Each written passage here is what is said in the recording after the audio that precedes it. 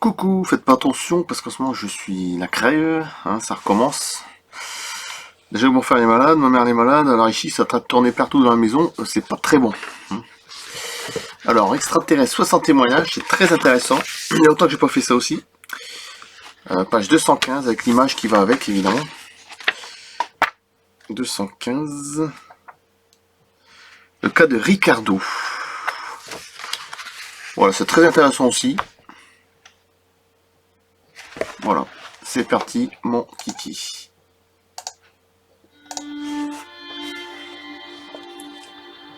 Extraterrestre, 60 témoignages du professeur Antonio Cimiento.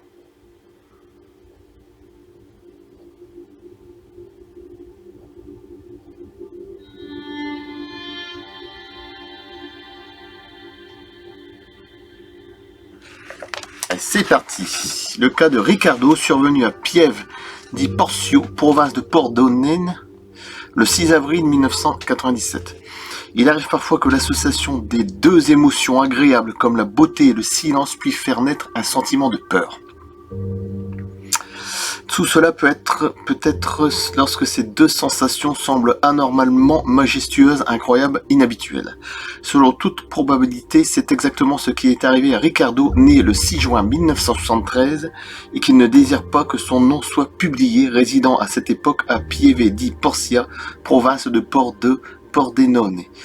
Il était 3h30, 3h45 de ce dimanche 6 avril 1997.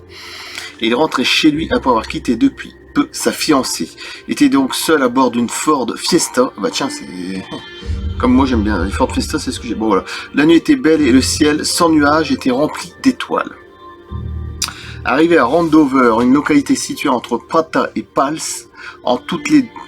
toutes deux dans la province de Pordenone, il vit des lumières dans le lointain juste au-dessus de l'autoroute. Je vois le truc. La première idée fut pour lui de penser à un avion ou à un hélicoptère volant à basse altitude. Ensuite, tandis que l'objet se rapprochait en restant à la même hauteur sur la gauche, il s'aperçut que ce qui était devant lui n'avait pas la moindre ressemblance avec les engins volants qu'il connaissait. En fait, il avait quelques connaissances en matière d'avion car il avait effectué son service militaire sur la base aérienne d'Aviano, province de Pordenone. Il fut très convaincu de se trouver en présence de quelque chose d'étrange. Fut très vite. Arrivé sur ces entrefaites à un croisement, il prit la route de gauche. Et il arrêta ensuite son véhicule pratiquement sous le passage autoroutier de Pals. Il éteignit le moteur de la radio.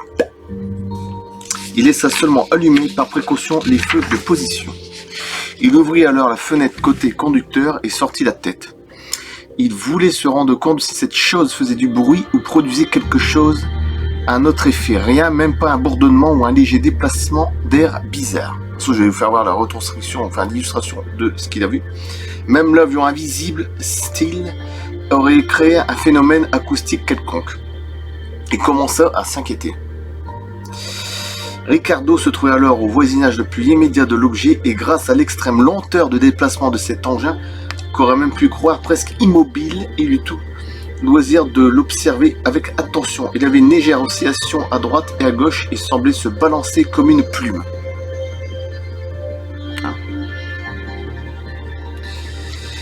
Il se maintenait en l'air à une altitude qui n'était pas particulièrement élevée. Ricardo ne devait pas en effet lever beaucoup la tête pour le voir.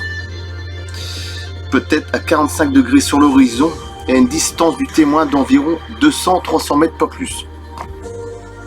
Pendant la dizaine de secondes que dura l'arrêt, il eut le temps de s'apercevoir qu'il avait une forme bizarre. C'était un triangle presque équilatéral avec des côtés légèrement bombés et des angles un peu arrondis, pas pointus. C'est pas évident à expliquer, ça fait penser un petit peu au TR3B quand même, mais bon bref. Il était en apparence constitué de 3 sources de lumière, 3 boules, d'un blanc éclatant très intense et selon la définition du témoin, chromé.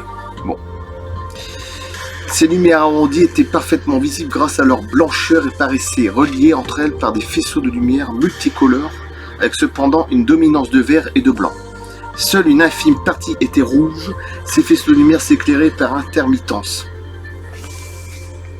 Les lumières de l'objet étaient puissantes, mais elles n'éclairaient pas tout autour et aucun rayon n'arrivait jusqu'au sol, elles paraissaient rester là.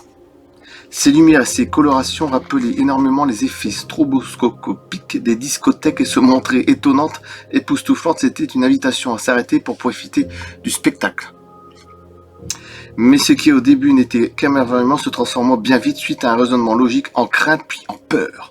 Une peur incompréhensible due à cet objet suspendu en l'air et dont les dimensions étaient légèrement inférieures à celles de l'ancien planétorium, une discothèque qui existait autrefois dans la province de Pordenone. Lorsque sa peur devient plus forte, c'est la peur, oui. Ricardo fit redémarrer le moteur et partit à toute vitesse en direction de chez lui. Lorsqu'il arrivait au centre de Pals, il perdit l'OVNI de vue à cause des constructions de l'agglomération, mais il les revit très vite après le cimetière du village.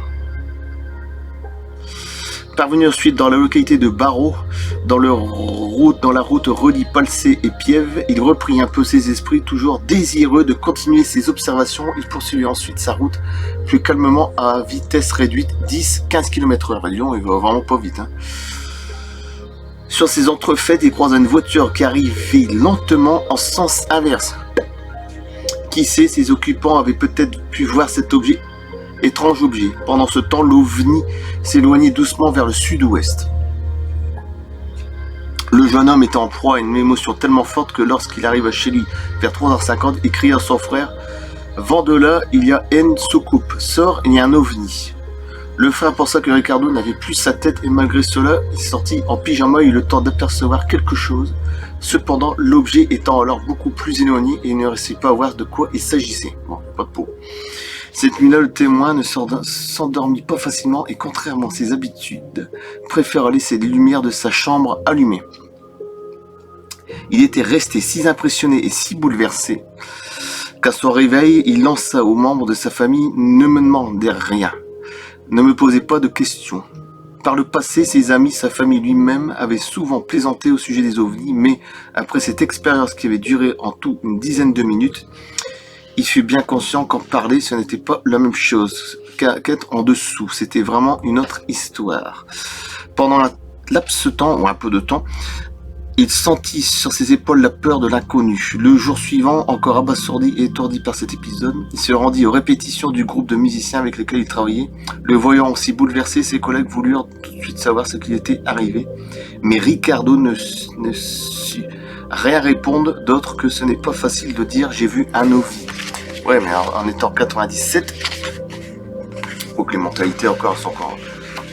Les gens sont quand même bien endormis. C'était vachement intéressant et je coupe là. Le cas de Ricardo, survenu le 6 avril 1997 en Italie. Je vous fais voir ce qu'il a vu. Et je coupe. Et à bientôt, parce que en ce moment avec ma gorge, c'est pas évident. A plus. C'est encore un nouveau camion. Oh, je vais vous faire des belles choses. Bientôt, il y aura une belle Mercedes 1.18e. C'est un vrai bijou. 1936. Allez, je coupe. Et puis autre chose. Voilà ce qu'il a vu. C'est marqué Ricardo. Mettre sur pause.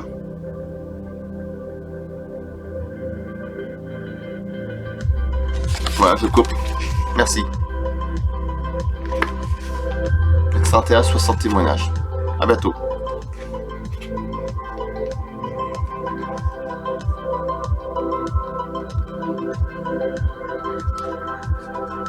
A plus.